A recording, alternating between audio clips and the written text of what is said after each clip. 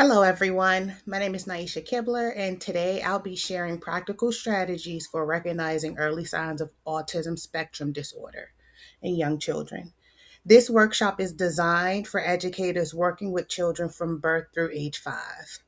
My goal is to help educators better understand developmental differences, create more inclusive classrooms, and build positive partnerships with family.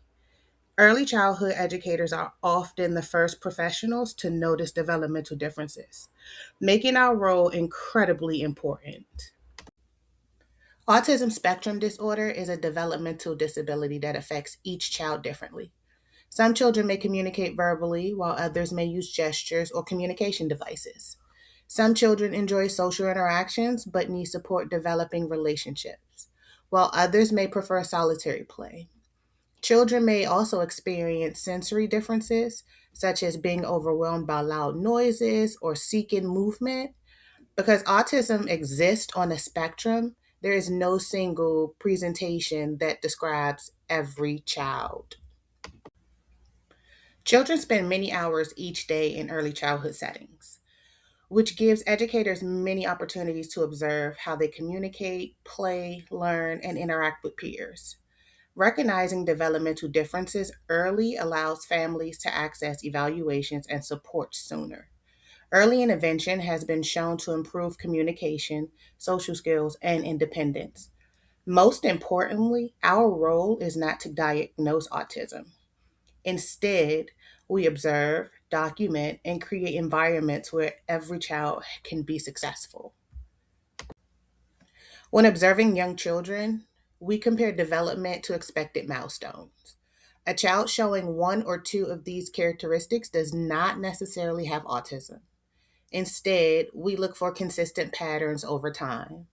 Our responsibility is to notice developmental differences, collect objective observations, and communicate professionally with families and specialists.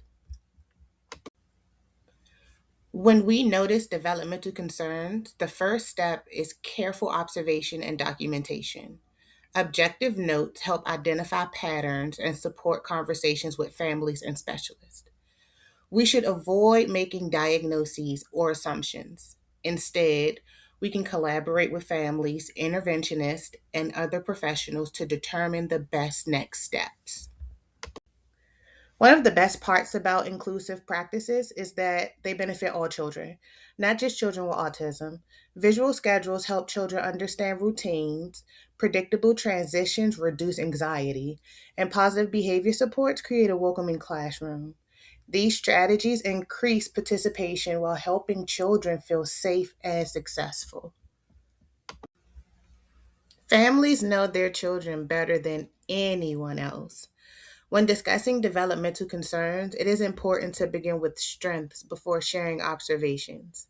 Using respectful language builds trust and encourages collaboration. Strong family partnerships help ensure children receive consistent support across home and school.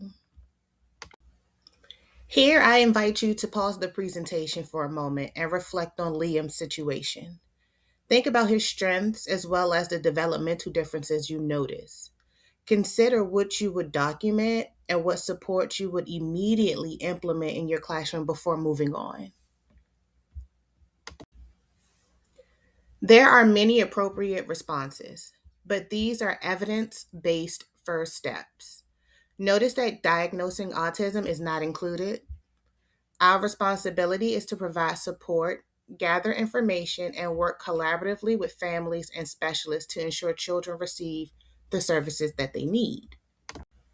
So, as educators, let's remember we have the opportunity to positively influence children's lives through early recognition, inclusive teaching practices, and strong family partnerships.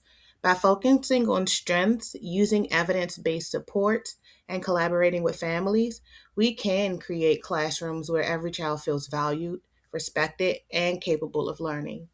Thank you for taking the time to learn with me today. I hope you enjoyed.